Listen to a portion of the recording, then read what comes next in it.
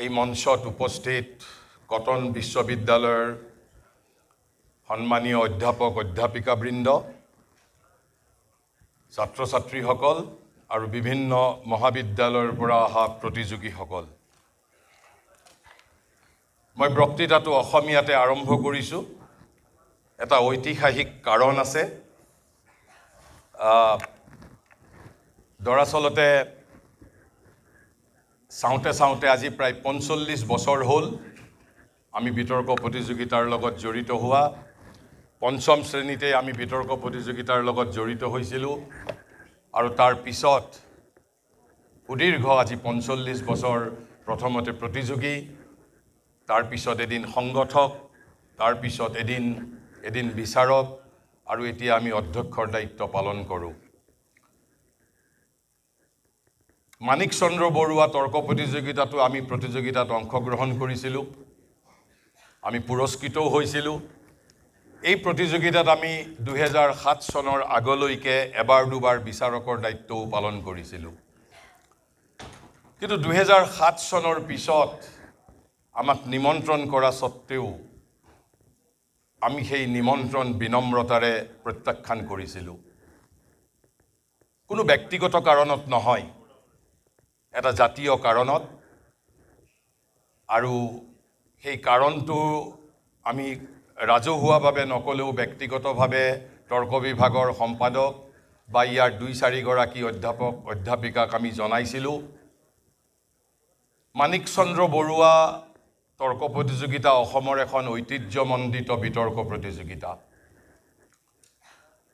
আৰু হঠাৎ ২০০৭ চন ৬ চন মানৰ পৰা এইখন প্ৰতিযোগিতাৰ পৰা অসমীয়া ভাষাক নিৰ্বাসিত কৰা হৈছিল। প্ৰধান যুক্তিটো আছিল যে এইখন প্ৰতিযোগিতা এতিয়া ৰাষ্ট্ৰীয় প্ৰতিযোগিতা। কিন্তু আমি যিসকল বিতৰ্ক কলাৰ সৈতে নিৰৱচ্ছিন্নভাৱে অসমত জড়িত হৈ আছিলোঁ, আমি কথাটো ঠিক তেনেধৰণে মানি ল'ব পৰা নাছিলোঁ। কাৰণ বিতৰ্ক কলাৰ সৈতে, বিশেষকৈ অসমৰ বিতৰ্ক কলাৰ সৈতে মানিক চন্দ্ৰ বৰুৱা বিতৰ্ক কলাৰ এটা অন্তৰংগ নিবিড় সম্বন্ধ আছিল। যদি এইখন প্ৰতিযোগিতাতেই অসমৰ এজন ছাত্ৰই অসমীয়া ভাষাত নিজৰ যুক্তি অভিব্যক্ত কৰিব নোৱাৰে, যিখন ৰাজ্যত অসমৰ একমাত্ৰ দাৰ্শনিক শিল্পী জ্যোতিপ্ৰসাদে ওৰেতো জীৱন চিঞৰি গৈছিল, উপজিয়েই মই বিশ্ব নাগৰিক। যদি জ্যোতিপ্ৰসাদে এই যে কথাষাৰ কৈছিল, উপজিয়েই মই বিশ্ব নাগৰিক, মই যদি মোৰ ৰাজ্যখনত মই অসমীয়া ভাষাৰে বক্তৃতা দিব নোৱাৰোঁ, তেনেহ'লে জ্যোতিপ্ৰসাদৰ সেই সপোন মই কেনেকৈ বাস্তৱত ৰূপায়িত কৰিম যে উপজিয়েই মই বিশ্ব নাগৰিক। এইখন অসমৰ পৰা জ্যোতিপ্ৰসাদে আজিৰ পৰা ৭ দশক পূৰ্বে চিঞৰি গৈছিল। আমি নিজে ১৯৮৬ চনত সেই সময়ত গুৱাহাটী বিশ্ববিদ্যালয়ত অনুষ্ঠিত হৈছিল পূবমণ্ডল আন্তঃবিশ্ববিদ্যালয় যুৱ মহোৎসৱ, ভাৰতীয় বিশ্ববিদ্যালয় সংস্থাৰ দ্বাৰা আয়োজিত। মই তেতিয়া গুৱাহাটী কমাৰ্চ কলেজৰ ছাত্ৰ আছিলোঁ। গুৱাহাটী বিশ্ববিদ্যালয়ক প্ৰতিনিধিত্ব কৰি আমি পূবমণ্ডলত প্ৰথম হৈছিলোঁ। আমাৰ সৈতে দ্বিতীয় হৈছিল যাদৱপুৰ বিশ্ববিদ্যালয়ৰ সম্ভৱতঃ অনিৰ্বাণ ঘোষ নামৰ এজন তাৰ্কিক। আৰু বিশ্ববিদ্যালয় সংস্থাৰ নিয়ম অনুসৰি ৰাষ্ট্ৰীয় প্ৰতিযোগিতাত এটা মণ্ডলৰ পৰা প্ৰথম আৰু দ্বিতীয় হোৱা দুয়োগৰাকীয়ে প্ৰতিনিধিত্ব কৰিব পাৰে। আৰু সেই সূত্ৰে আমি ৮৬ চনৰ ডিচেম্বৰত, আৰু মই নিজে গৌৰৱী অসমীয়া বুলি ভাবোঁ যে কিজানি আজিলৈকে তামিলনাডুৰ আন্নামালাইত অসমীয়া ভাষাত বক্তৃতা দিয়া কিজানি প্ৰথম আৰু অন্তিম ব্যক্তি ময়েই। কাৰণ মই তামিলনাডুত ১৯৮৬ চনত মই ৰাষ্ট্ৰীয় বিতৰ্ক প্ৰতিযোগিতাত অসমীয়া ভাষাত মই প্ৰতিযোগিতাত অংশগ্ৰহণ কৰি পূবমণ্ডলক প্ৰতিনিধিত্ব কৰি গুৱাহাটী বিশ্ববিদ্যালয়, অসমক গুৱাহাটী কমাৰ্চ কলেজক প্ৰতিনিধিত্ব কৰি মই ৰাষ্ট্ৰীয় প্ৰতিযোগিতাতো দ্বিতীয় স্থান লাভ কৰিছিলোঁ। মুঠতে ৮জন প্ৰতিযোগী থাকে ৰাষ্ট্ৰীয় প্ৰতিযোগিতাত। নিশ্চিতভাৱে 2টা মণ্ডলৰ পৰা 4 গৰাকী হিন্দী ভাষীৰ আছিল আৰু বাকী 4টা ভাষাই বঙালী, অসমীয়া, তামিল আৰু তেলেগু সম্ভৱতঃ আছিল। গতিকে আমি ৰাষ্ট্ৰীয় প্ৰতিযোগিতা হ'ল বুলিয়েই যে আমি অসমীয়া ভাষা আমি তাক অনুমতি প্ৰদান কৰিব নোৱাৰিম তেনেধৰণৰ যুক্তি আমি বিতৰ্ক কলাৰ লগত জড়িত ব্যক্তিসকলে বিচাৰি পোৱা নাছিলোঁ। তাৰ পিছত দ্বিতীয়টো কাৰণ, ভাৰতবৰ্ষ এখন ভাৰতবৰ্ষত ভাষাভিত্তিক ৰাজ্য গঠন কৰা হৈছে আৰু ভাষাভিত্তিক ৰাজ্য গঠন কৰাৰ পাছত অসমীয়া ভাষাটোক পৃষ্ঠপোষকতা কৰা সমগ্ৰ পৃথিৱীৰ ভিতৰত একমাত্ৰ ৰাজ্য অসম। অসমৰ বাহিৰে আন ক'তো অসমীয়া ভাষাক পৃষ্ঠপোষকতা কৰা আন কোনো ৰাজ্য নাই। আৰু সেই পৰিপ্ৰেক্ষিততো আমি অসমীয়া ভাষাক একমাত্ৰ Assam is the only custodian. গতিকে আমি অসমীয়া ভাষাক আমি অসমৰ এখন ঐতিহ্যমণ্ডিত বিশ্ববিদ্যালয় মহাবিদ্যালয়ৰ ৰাষ্ট্ৰীয় প্ৰতিযোগিতাৰ পৰা আমি নিৰ্বাসন দিয়াটো আমি খুব দুখ পাইছিলোঁ মনত। আৰু তাৰ পিছত পৃথিৱীত ৭৫ কোটি মানুহেই প্ৰত্যেকগৰাকী ব্যক্তিয়ে ইংৰাজী জানিব লাগিব, ফৰাচী জানিব লাগিব, জাৰ্মান জানিব লাগিব তেনেধৰণৰ যুক্তি থাকিব নোৱাৰে। ইংৰাজীৰ প্ৰয়োজনীয়তা আছে, পৃথিৱীৰ প্ৰতিটো ভাষাৰ প্ৰয়োজনীয়তা আছে। পাৰিলে মই প্ৰতিটো ভাষাই জানিব লাগিব। ইংৰাজীৰ গুৰুত্ব আছে, বাস্তৱ জগতত গুৰুত্ব আছে, সকলো ফালেৰে গুৰুত্ব আছে। কিন্তু তাৰ অৰ্থ এইটো নহয় যে অসমৰ ৩.৫ কোটি মানুহৰ ৩.৫ কোটি মানুহেই ইংৰাজী ভাষাত পণ্ডিত হৈ উঠিব লাগিব।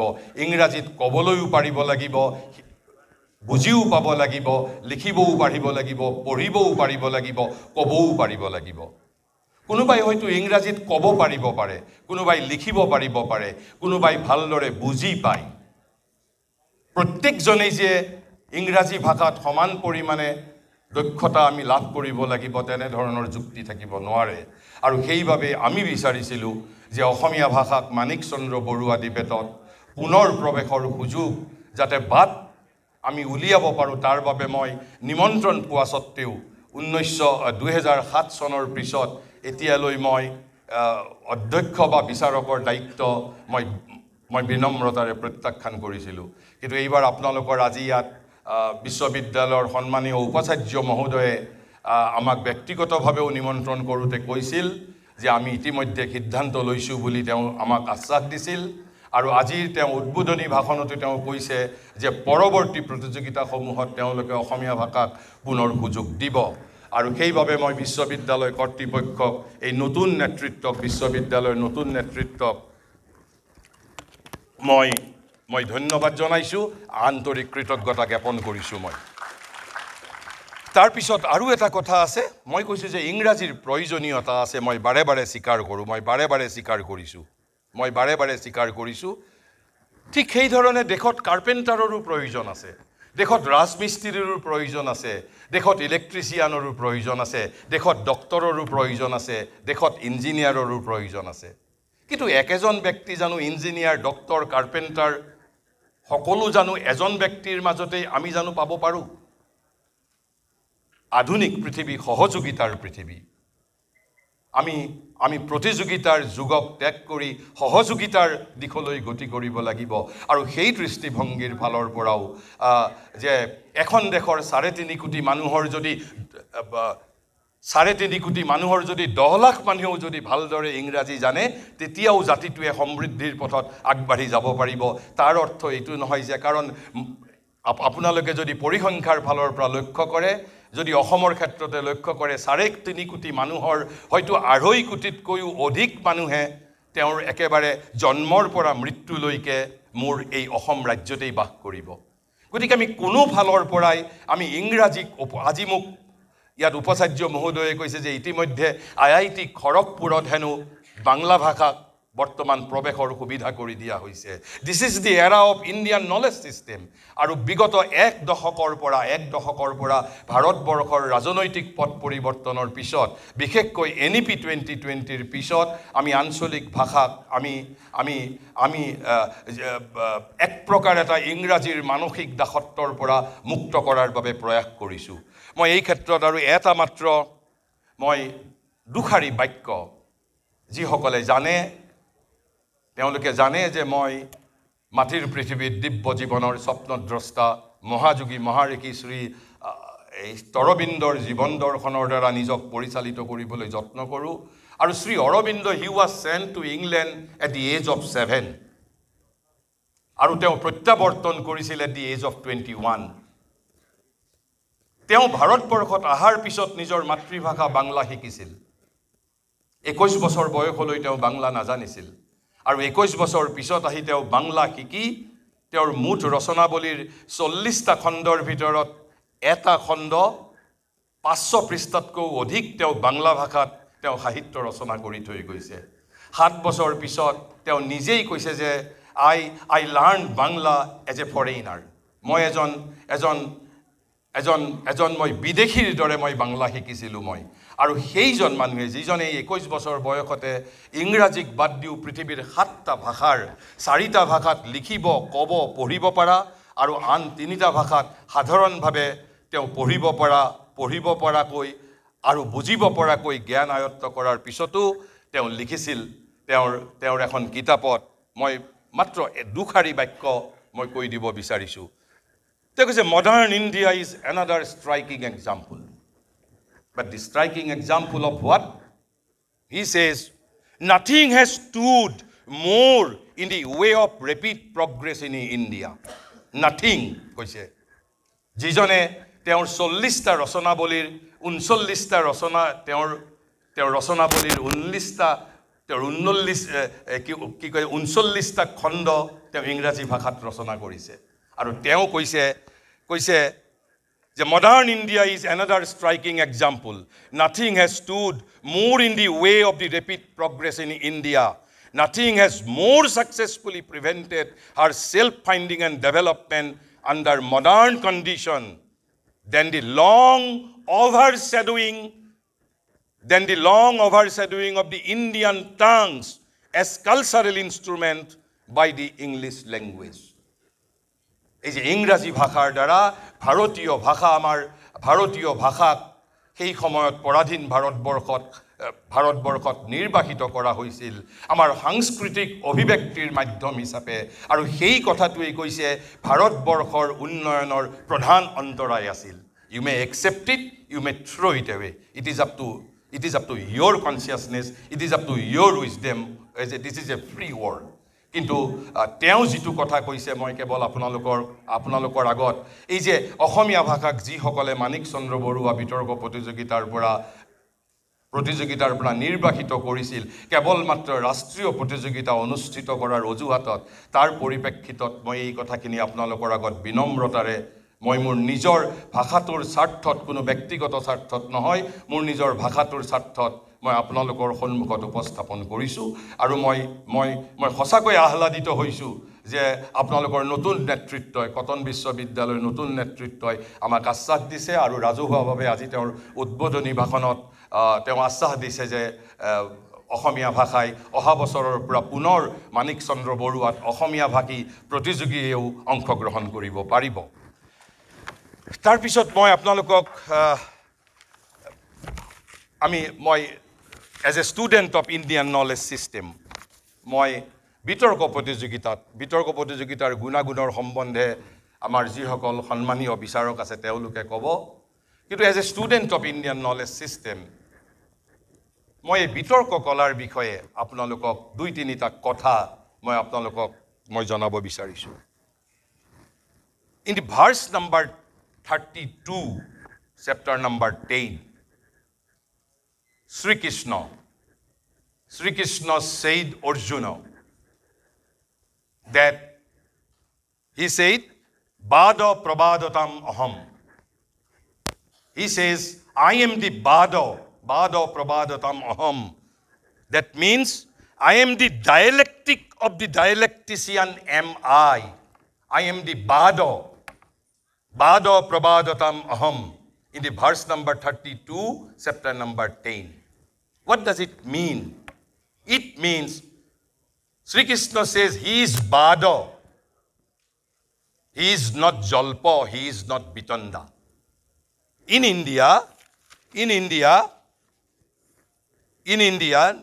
Indian knowledge system particularly in the context of debate and argumentation we have 3 forms of debate And they are Bada, Jalpa, and Bitanda. They are the three types of discussions or debates. Among the Bada, Jalpa, and Bitanda, Krishna says he is not Jalpa. He is not Bitanda. He is Bada Prabhadatam Aham. But what is Bada? And what is Jalpa? And what is Bitanda? He says, a friendly and respectful discussion. Bada is a friendly and respectful discussion. And what is its aim? Aimed at seeking truth and understanding. Aimed at seeking truth and understanding.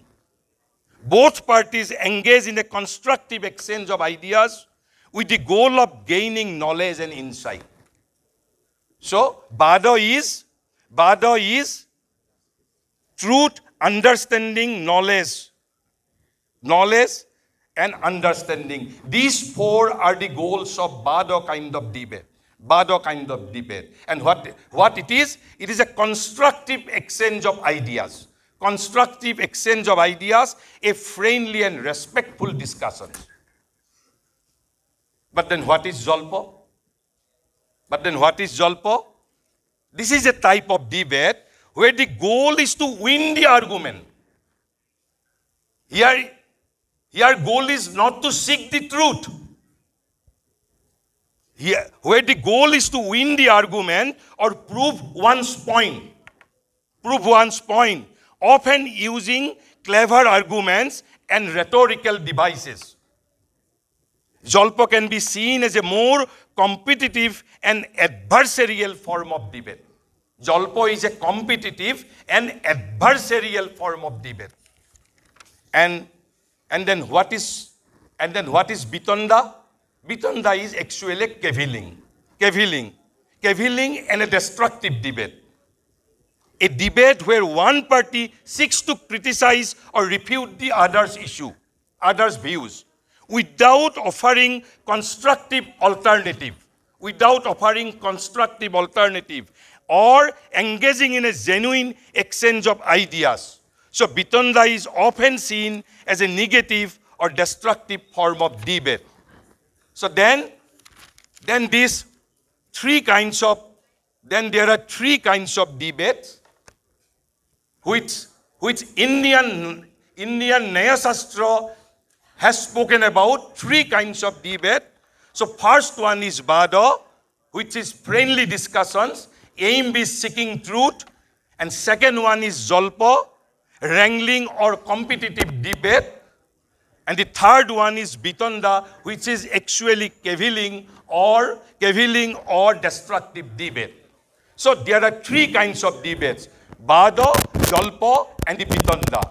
And Krishna says he is not Jalpa, he is not Bitanda, he is Bada Prabhadatam Aham. He is only Bada kind of debate. Then what is the primary objective of this kind of debating competition? In Assam, at least in Assam, we want to elevate Bitanda kind of debate, or we want to transform Bitanda into Jalpa.